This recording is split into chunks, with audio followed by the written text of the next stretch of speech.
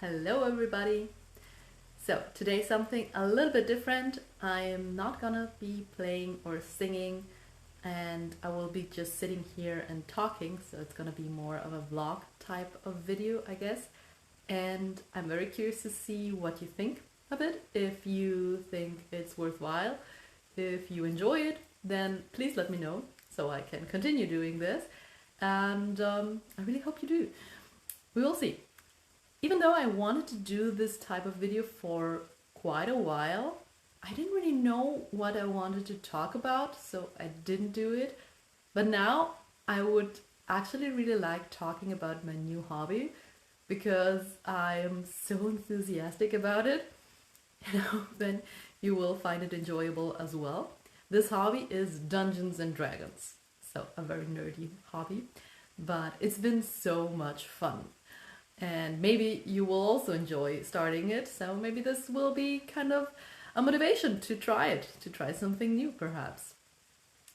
So I will tell you about how I got into the hobby and how I managed to find a group to play with, and maybe at the end also about the player characters. And if you are curious about seeing where their adventure is going or what they will be doing, then let me know, because I would love to tell you all about it in the next videos. So let's get started.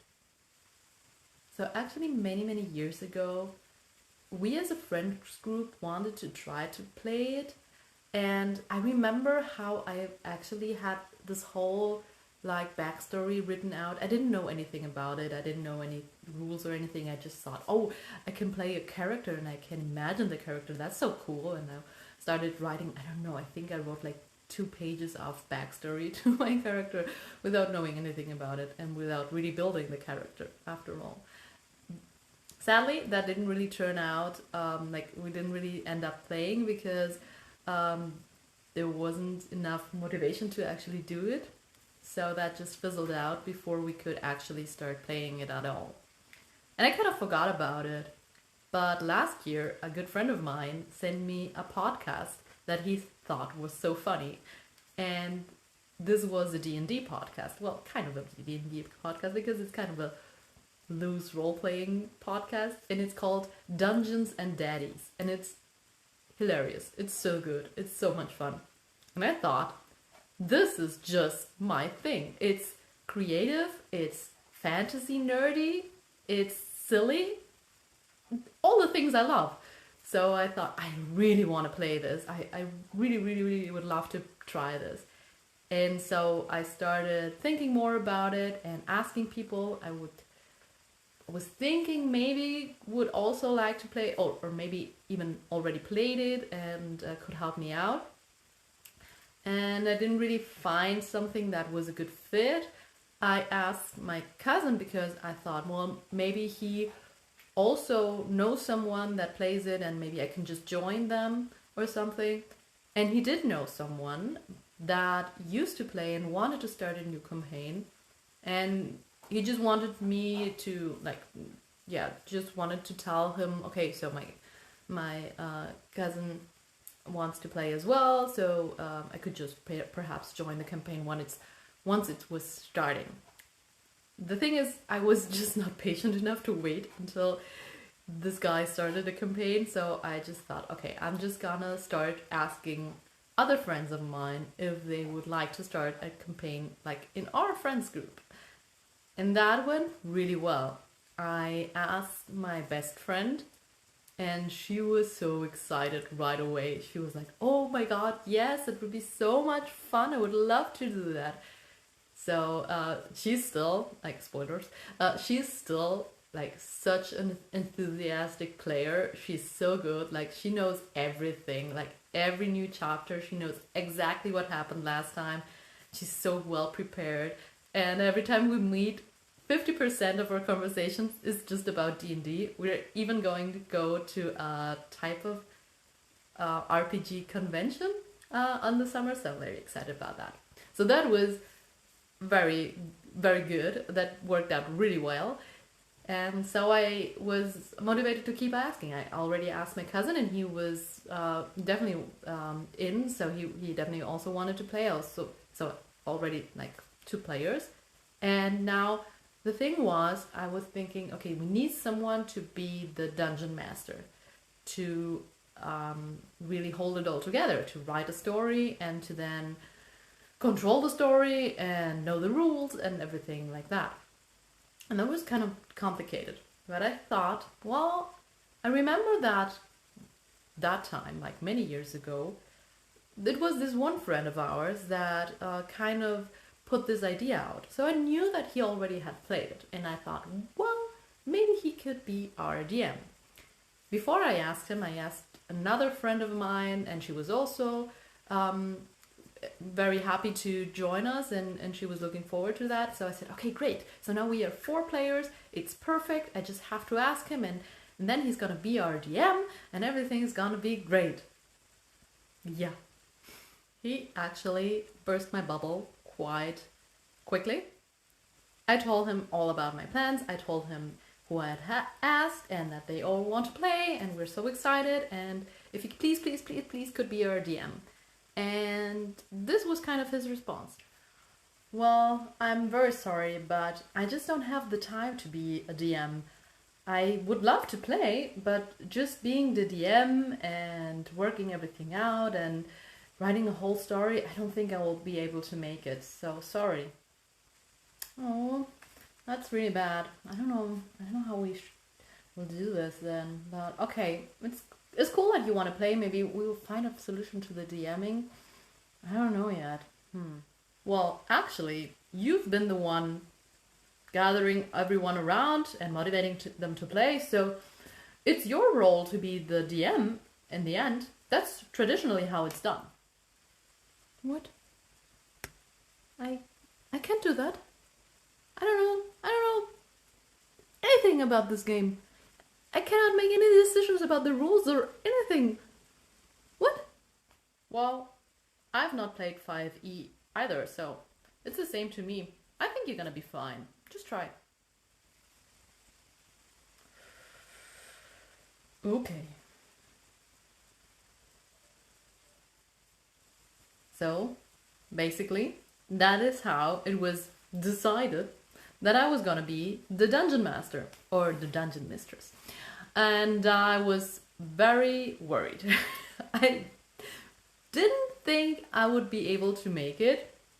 I then got a very, very helpful tip. So for anyone who's thinking about this and has the same issue that they don't find someone to be the dungeon master and they are worried to be the dungeon master themselves, try a pre-written story. It is enough stress to try to learn the basic rules. It's manageable, but it's still a lot to start with. You don't need to be able to write your whole story or your whole world like from scratch. There are very cool and fun pre-written stories, and I bought this starter set for it, which had a pre-written story and also pre-written characters as well. So my players didn't really have to worry about that either. So it was quite easy for them as well. And I think it's a really good idea to start this way because you still get into the fun of it. And then once you're really hyped up about it, you have all the possibilities to make it your own. I've been doing some big changes to the story and I think it works out fine. And I think you can do it as well. If you buy a pre-written story, just see what works for you, see what changes you want to make or what you want to leave like it is, because it's easier to just go with how it was written. That's completely your decision and it's completely fine. And I think it was a very, very helpful tip. It really made my life easier. And then also thank the YouTube Lord, because of YouTube tutorials, I also could learn much easier than just by reading the whole very, very long guidebook to the players or to the dungeon master. I've still not done that. I have read all of the rules that are in the starter set, and that was enough for me at the beginning.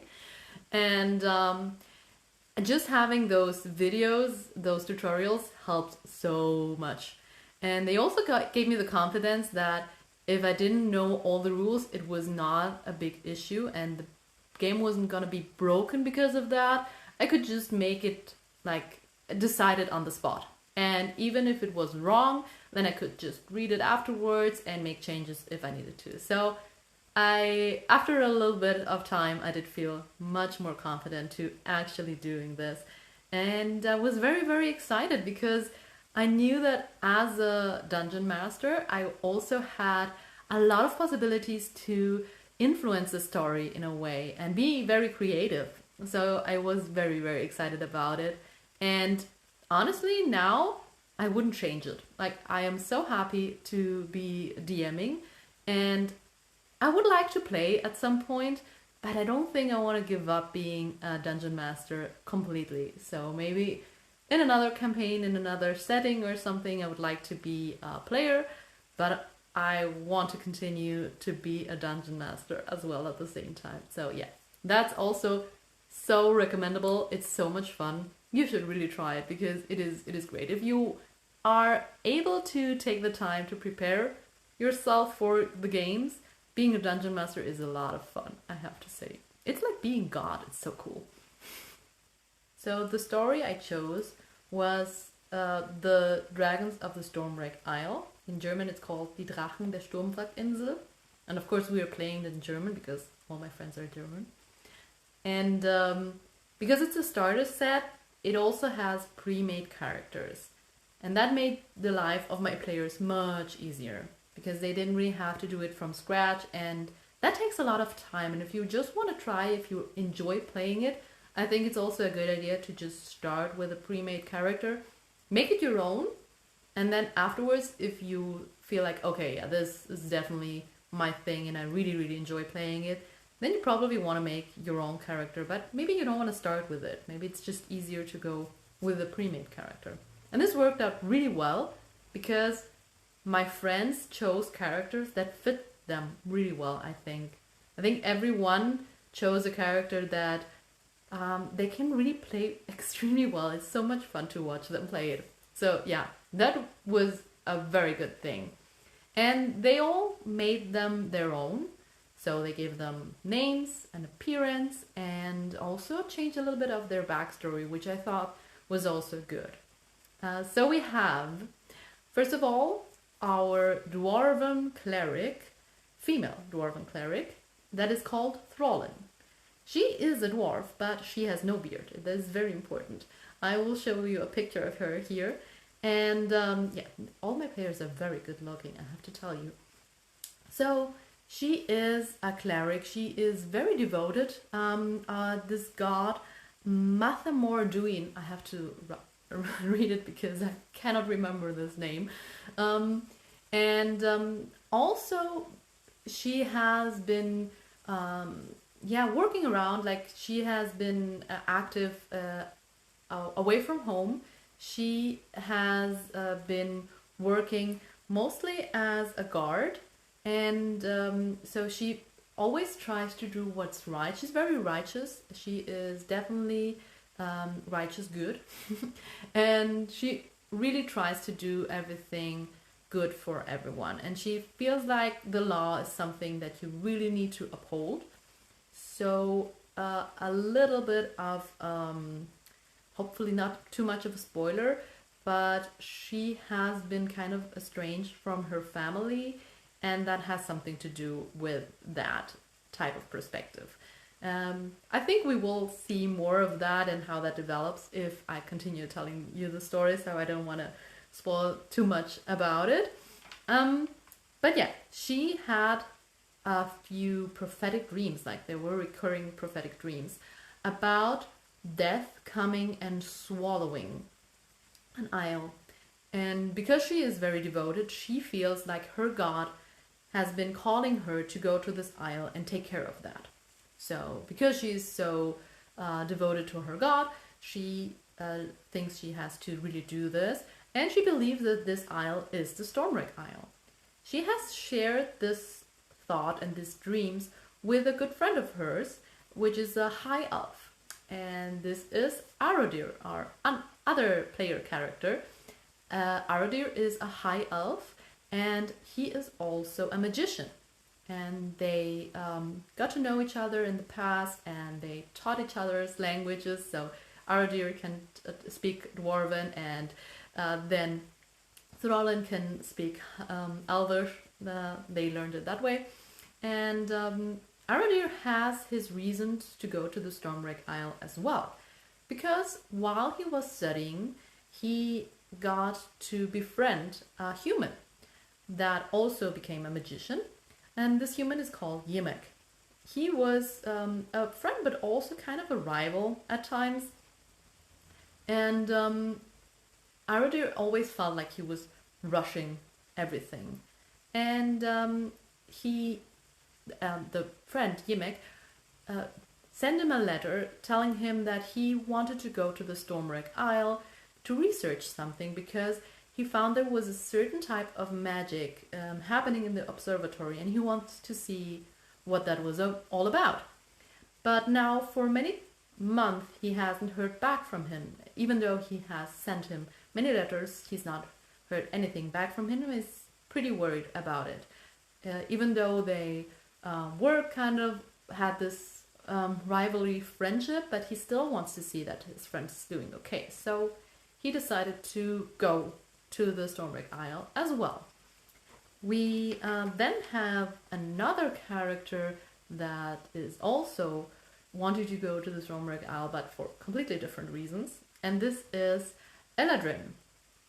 Eladrin is a halfling, and she is also a rogue.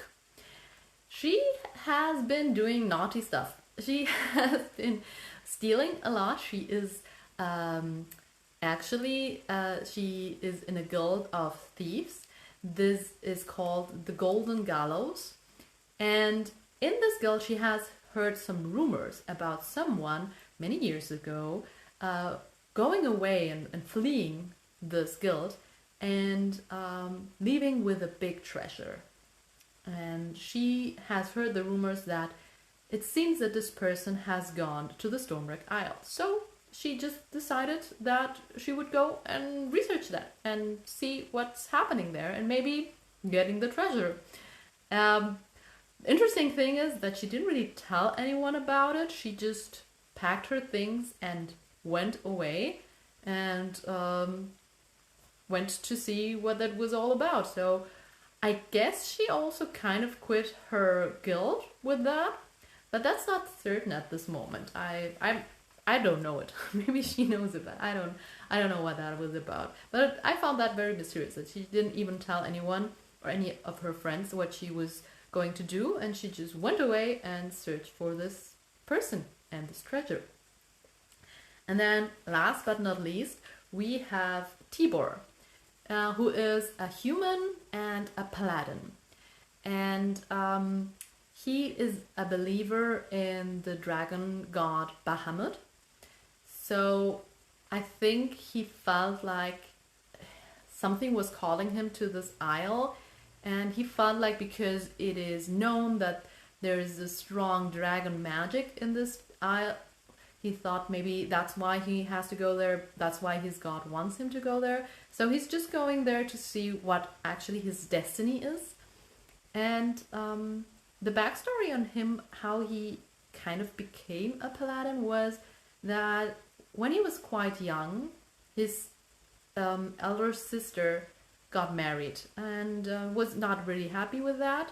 She was very young, like she was 16 when she got married, and then just a year after she got married, there was a situation where she was traveling with her husband and they got robbed and killed by a band. And Tibor was just, I think, 12 or something when this happened, so he was quite young, but he was shocked to hear about this and he was very hurt, and he decided to become big and strong and to never let this happen again, and to from there on be able to protect everyone that he cares about. So that's how he became a paladin. And this four people that like only two of them know each other meet each other at the ship that is going to the Stormbreak Isle. They are all traveling together. So maybe if you want to know more about it, next time we can see where the story is going. And I can tell you more about how everything is developing. I hope you have enjoyed this a little bit. I hope you found it entertaining, and if so, then let me know. And if you don't, if this is your first video you saw of me, then please subscribe, because otherwise you will miss any new videos I'll post. If you want to continue hearing the story about the Stormbreak Isle and about this four unlikely heroes that are going there, then yeah, it's your best chance to know how the story will continue. If you have watched until the end now, I thank you so much. I am so glad that you held on until the end, and I hope to see you again soon in many other videos. Maybe there's gonna be some music again, or maybe it's gonna be some vlogging and talking again. Anyways, I hope you have a wonderful day, and I see you again soon.